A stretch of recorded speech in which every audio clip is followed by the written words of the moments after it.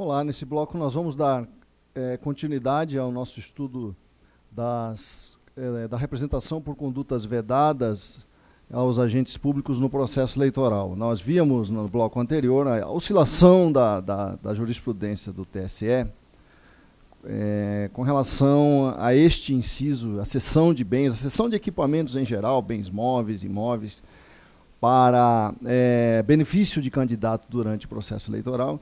Questiona-se muito se isso acontece, se a conduta vedada é caracterizada somente dentro dos 3 meses do período eleitoral, ou é possível também a imputação desse ilícito ao candidato na fase que precede, em período em que ele ainda é pré-candidato, né?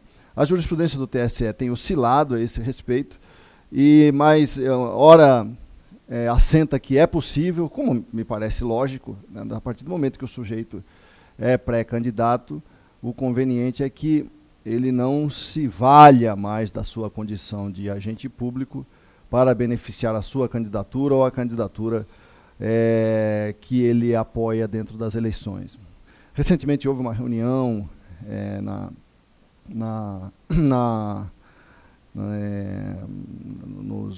em imóvel oficial pela Presidente da República, e houve muito essa discussão se essa reunião tinha caráter eleitoral, já que ela já era pré-candidata.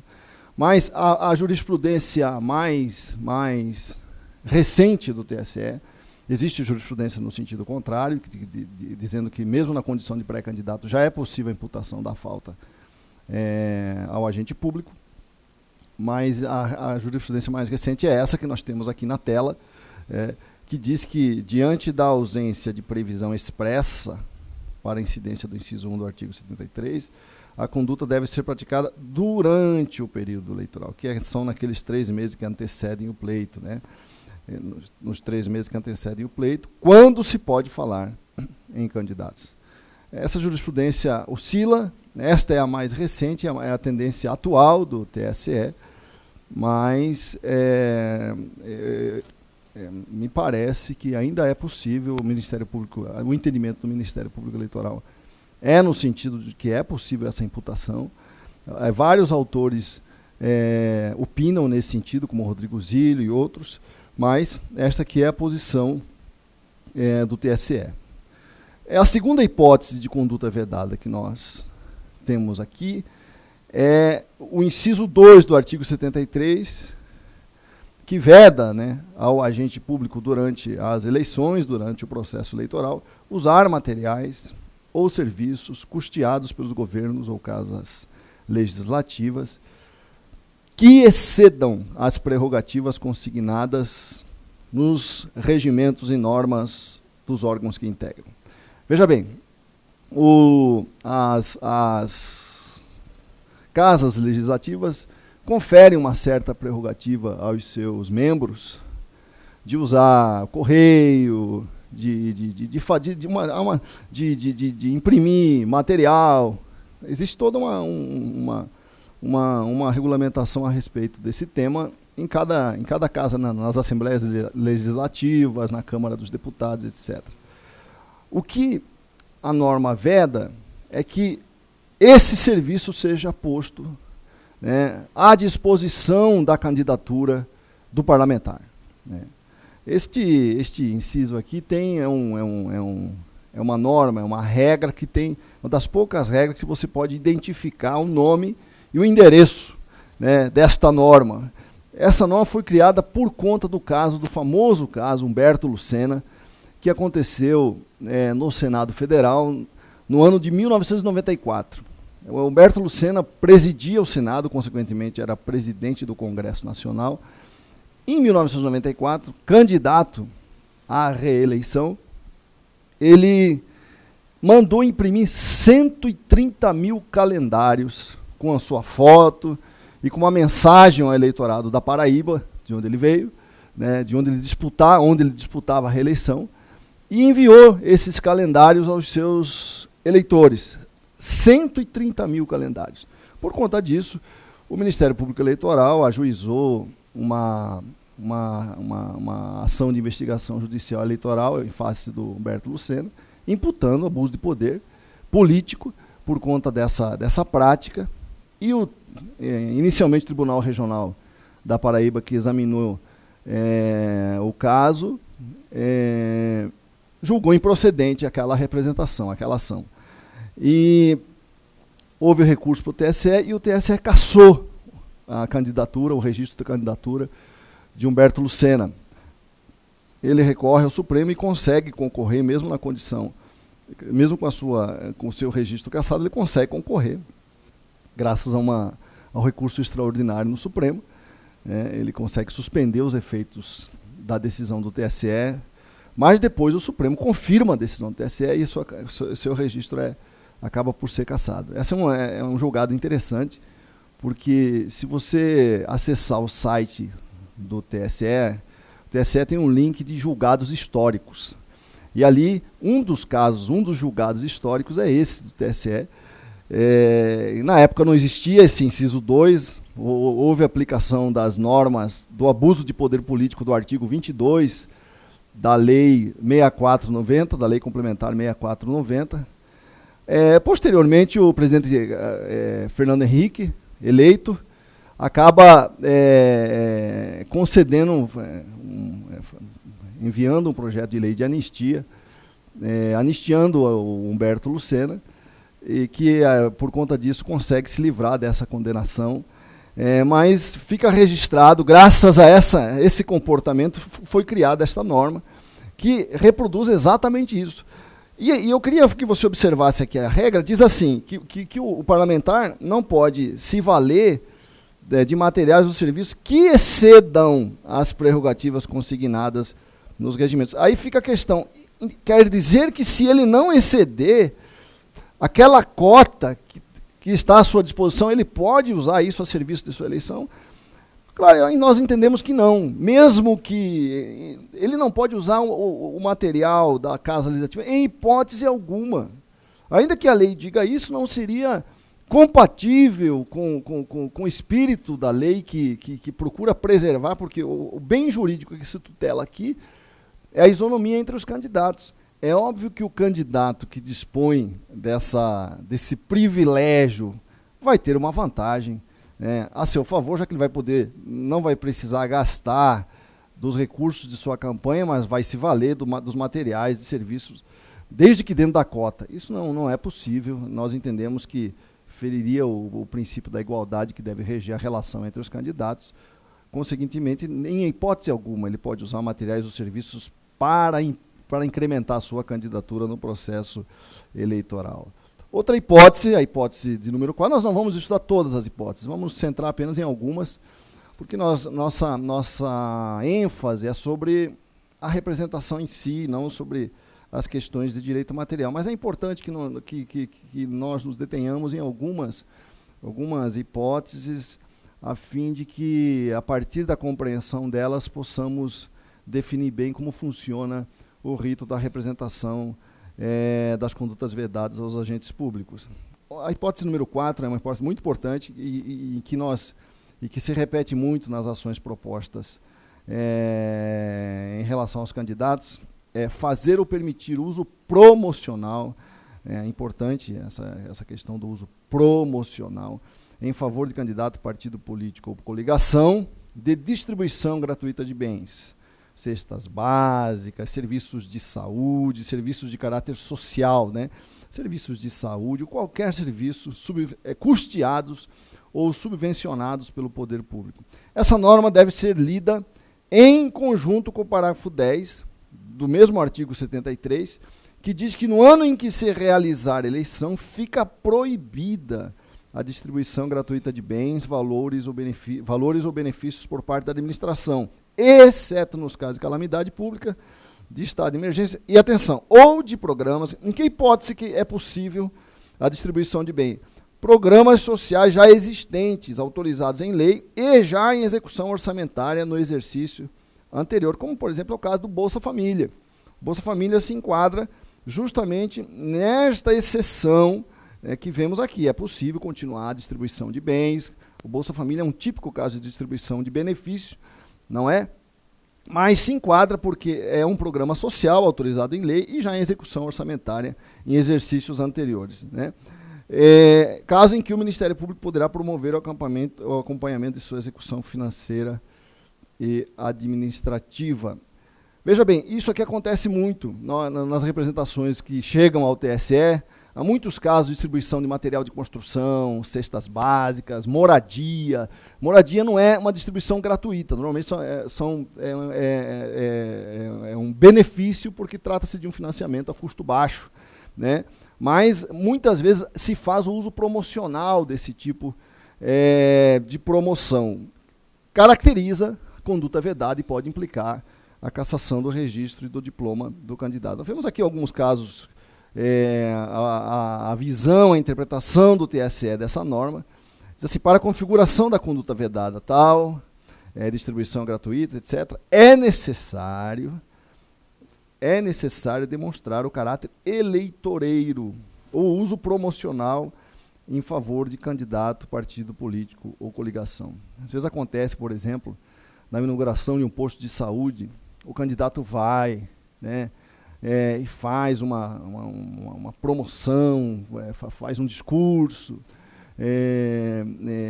Isso pode caracterizar, além de outra conduta vedada, pode caracterizar essa aqui, né? Qualquer modo de se promover um serviço e linkar, fazer um vínculo desse serviço com a candidatura, para incrementar, para passar, porque todo o processo de promoção da imagem do candidato depende dessa demonstração de que a sua candidatura trará um benefício para o eleitorado, ou individual, ou coletivo, o que for.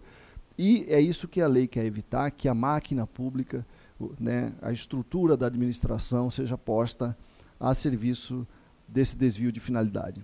Distribuição gratuita de bens. Aqui nós temos um outro julgado do TSE, falando sobre essa questão do programas sociais. Uma das exceções da distribuição gratuita é o caso de programas sociais, como nós vimos no caso do Bolsa Família, autorizados em lei já em execução orçamentária no exercício anterior. Na hipótese dos autos, o programa social, embora autorizado em lei, não basta, né, não estava em execução orçamentária desde o ano anterior. Por conta disso, esse agente público que implicou nessa falta, né, acabou por ser punido pela Justiça Eleitoral, já que fez a distribuição gratuita de bens, embora autorizada em lei, mas que ainda não estava em execução orçamentária desde o ano anterior. O inciso 6. O inciso 6 trata da publicidade institucional. É um outro tema delicadíssimo na eleição, né?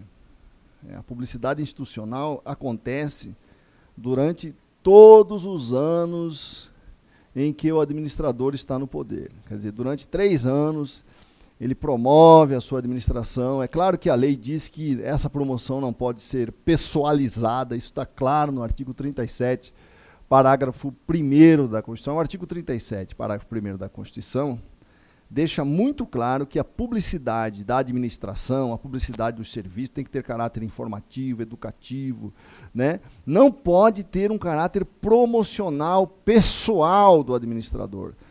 Deve ser a publicidade institucional, um dos princípios fundamentais que devem reger a publicidade institucional é o princípio da impessoalidade. Mas existem várias técnicas de publicidade, de marketing, que podem, mesmo não se fazendo essa identificação personalista do administrador, pessoalizada do administrador, é possível, é óbvio que a logomarca, o estilo daquela publicidade acaba fazendo com que o eleitor identifique aquela publicidade com a pessoa do administrador, né? A lei procura evitar isso, mas o administrador já tem essa vantagem de ficar durante todo o período do seu mandato fazendo publicidade institucional da sua administração, que inevitavelmente vai ser identificada com ele, né? Mas dentro dos 3 meses do período eleitoral, essa publicidade institucional, justamente por conta dessa vantagem já existente, a publicidade institucional dentro desses 3 meses é totalmente proibida. Ela deve ser completamente interrompida.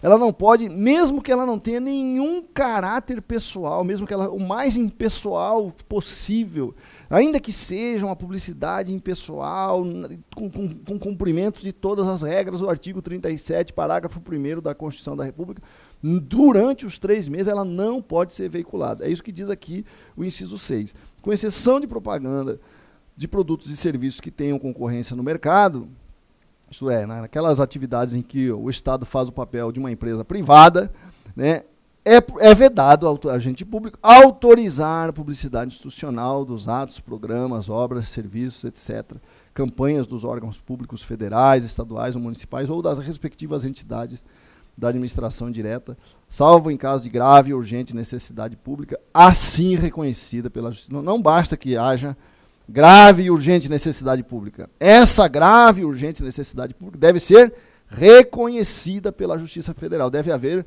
um pedido formal do administrador à Justiça Eleitoral, que vai avaliar aquela hipótese e vai. Imagine, no Rio Grande do Sul, por exemplo, eles costumam, o Estado promove todo ano a Expo, a Exposição Agropecuária Anual no Estado do Rio Grande do Sul, né? E no ano de eleição, normalmente o Estado pede autorização para a Justiça Eleitoral para que aquele tipo de publicidade exclusivamente daquela atividade específica seja autorizada. E a Justiça normalmente autoriza, porque normalmente não tem nenhum vínculo, é uma tradição de anos, todo ano aquilo acontece, então não se proíbe por conta disso. Deve haver um certo bom senso aqui. Por exemplo, aquelas placas indicativas de obras, desde que não promova a administração, o TSE tem admitido que isso persista durante o processo eleitoral, justamente porque o objetivo é mais orientar, né, o administrado, o cidadão, do que promover a administração daquele agente público.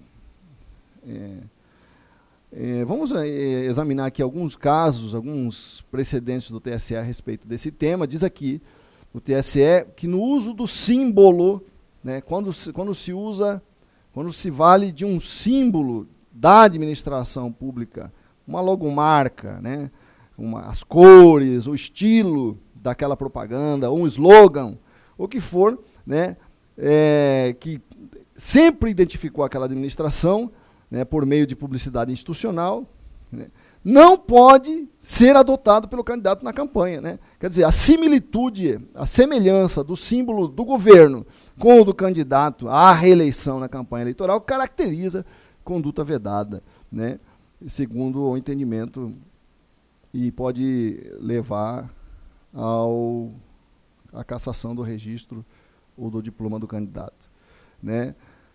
E aqui a questão da desnecessidade do caráter eleitoreiro da publicidade institucional, aquilo que eu dizia. A publicidade institucional promove por si só o administrador. Promove por si só. Ela não, ainda que ela não viole o artigo 37, parágrafo 1º da Constituição, ela não pode ser veiculada dentro do período eleitoral.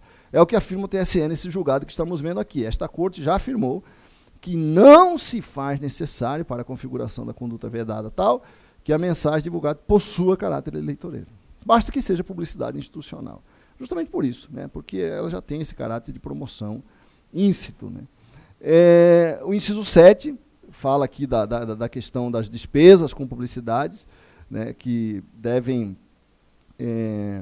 o sujeito não pode aumentar... o agente público não pode aumentar a verba de publicidade durante o ano eleitoral, né? Ele deve respeitar a média dos 3 últimos anos, né, que antecedem o pleito. Ele não pode chegar no ano eleitoral e gastar muito mais do que ele gastou nos 3 anos anteriores. Só que tem um problema aqui. Qual que é o problema?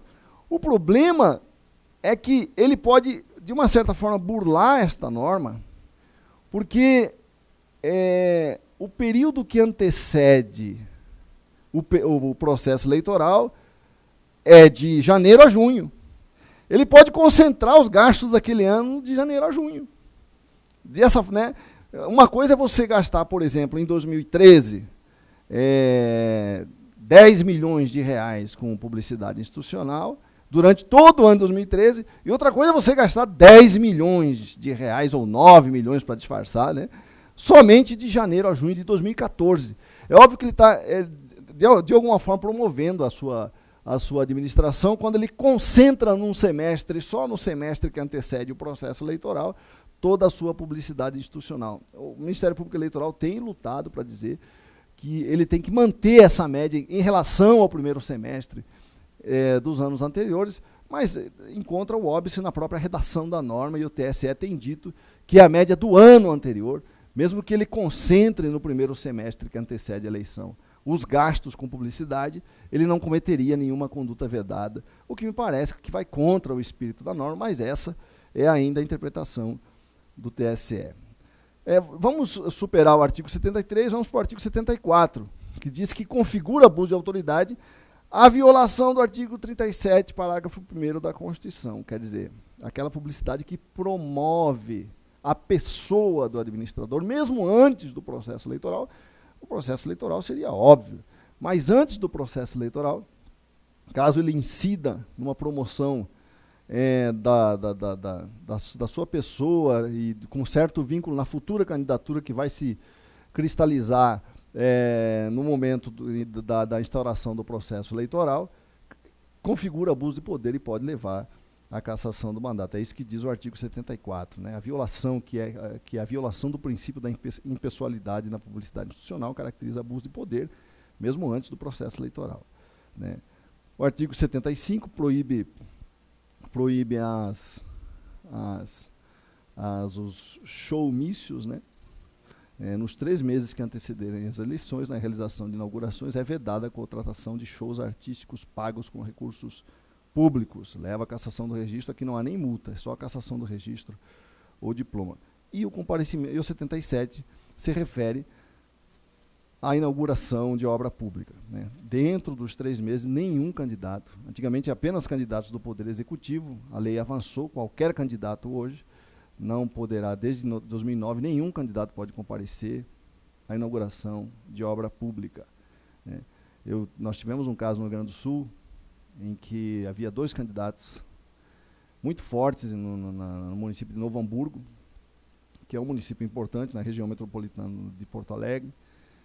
2 candidatos, os 2 principais candidatos foram a uma inauguração de uma obra pública, em que compareceu o presidente da República, eles foram convidados e compareceram à inauguração.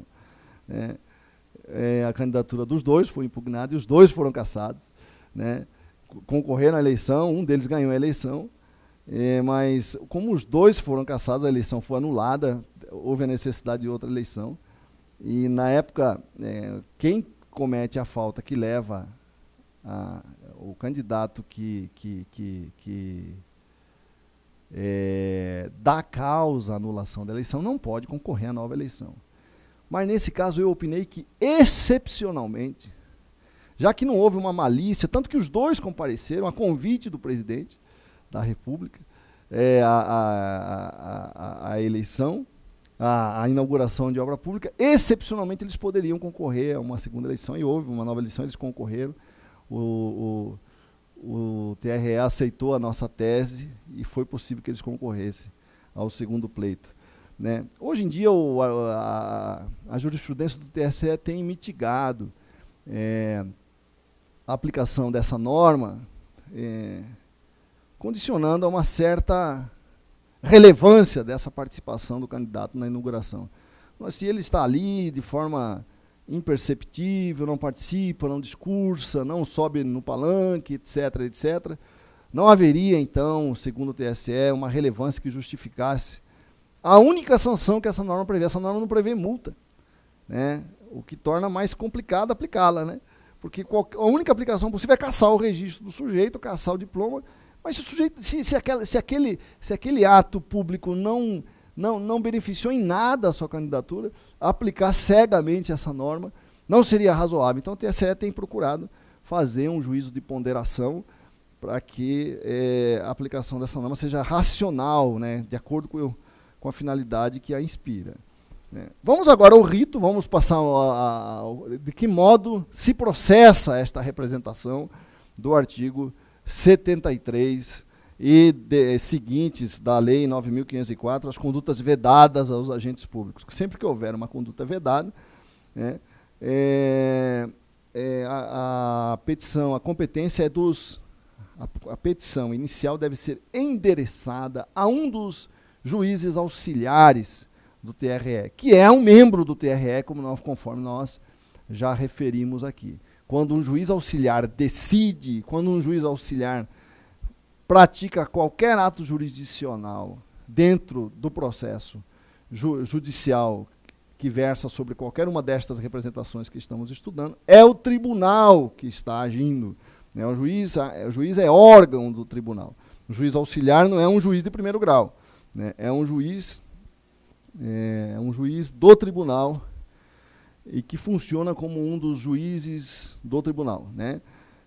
Agora, essa competência, no caso das representações que implicam cassação de registro, cassação de diploma ou inelegibilidade, né, a competência do juiz auxiliar é apenas para processar a representação, né, conduzir a instrução, tomar as decisões interlocutórias pertinentes, mas esse juiz auxiliar não deve julgar a representação. Atenção, porque há alguns tribunais que estavam adotando essa prática de o juiz auxiliar decidir a representação, mesmo nas hipóteses de cassação do registro e de cassação do diploma. Mas não é isso que prevê a resolução do TSE. Embora o TSE tenha, em alguns casos anteriores, admitido a possibilidade, está muito claro na resolução 23.398 que o juiz auxiliar deve submeter o julgamento do mérito da representação ao pleno do Tribunal Regional Eleitoral. Nesse caso, o juiz auxiliar funcionará como relator, né? O juiz auxiliar está sempre vinculado a um juiz titular, né? Por exemplo, o juiz auxiliar a um membro que é juiz federal, por exemplo, a um membro que é juiz federal no Tribunal Regional Eleitoral. Esse juiz federal terá um juiz auxiliar, que também é um juiz federal, e no caso em que o relator for juiz auxiliar, o juiz federal titular sai do pleno, no seu lugar se assenta o juiz auxiliar, que funcionará nesse julgamento como relator daquele processo, né, e com voto, inclusive, né. Nesse caso, o juiz titular não votará, quem votará será o juiz auxiliar. Ok? O rito é o da AIGE, né? Nós temos aqui o rito previsto nos artigos 32 e seguintes da atual resolução das eleições de 2004, a resolução para as representações, que é a resolução 23.398, certo? Julgamento monocrático, o TSE já admitiu, no passado, o julgamento monocrático pelo juiz auxiliar, mas hoje nós vemos, pelo artigo 32 da resolução, que o juiz auxiliar não julgará, ao contrário, apresentará o relatório. Vamos ler a norma? Apresentado o relatório, os autos da representação, apresentado o relatório pelo juiz auxiliar, né, os autos da representação serão encaminhados à Secretaria Judiciária do Tribunal com pedido de inclusão em pauta para julgamento na primeira sessão subsequente. Está muito claro nesta norma que cabe ao pleno do tribunal o julgamento da representação e não ao juiz auxiliar, que apenas processará essa representação, né? Com relação à legitimidade, e com relação à legitimidade ativa, nada muda em relação à AIGE, né? Partidos, coligações, candidatos e Ministério Público. Também deve-se observar a questão do litisconsórcio passivo necessário entre o titular e o vice nas chapas majoritárias, né? Nas chapas majoritárias, proposta a ação contra o cabeça da chapa, né, contra o candidato a prefeito, candidato a governador, deve ser proposta também a representação contra o candidato a vice, sob pena de, passado o prazo da propositura da ação, incorrer a parte autora em decadência do direito de ação, né? Com relação ao litisconsórcio passivo, há uma questão importante. Lembra que nós dissemos que no abuso de poder não há necessidade que o responsável pela prática de abuso de poder integre a relação processual. Basta que o beneficiado seja parte na relação processual, né? Isso não acontece na hipótese das condutas vedadas. O TSE entende, né, que, em se tratando de conduta vedada, como o ilícito é imputado ao agente público, é o agente público que responde pela falta, né? Embora isso possa desaguar num candidato que é beneficiado por essa conduta, o agente público é parte,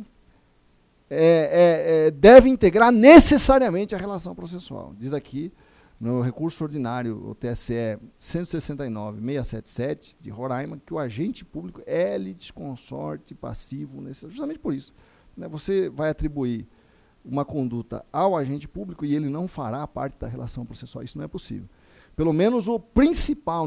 Claro que muitas vezes vai ser muito difícil citar todos os agentes públicos que participaram daquela prática, daquela conduta, né? Mas haverá necessidade de se citar ao menos o principal responsável pela prática do ilícito. E o partido político pode integrar a relação processual, né, já que não é só a cassação de registro, diploma, a sanção aplicável, mas também a possibilidade de aplicação de multa, o que justifica que o partido e a coligação e qualquer outra pessoa jurídica possível, né, integre a relação jurídica processual. Efeitos do julgamento: cassação do registro, do diploma, conforme a gravidade da conduta a partir de juízo de proporcionalidade. Presta atenção aqui. Você sabe que a sanção aplicável, na hipótese de conduta vedada, é multa ou cassação do registro do diploma. De que modo haverá sempre a necessidade de aplicação de multa e cassação, ou o Poder Judiciário tem uma flexibilidade na aplicação de uma dessas duas sanções? É o que nós veremos no próximo bloco, na continuação do nosso estudo.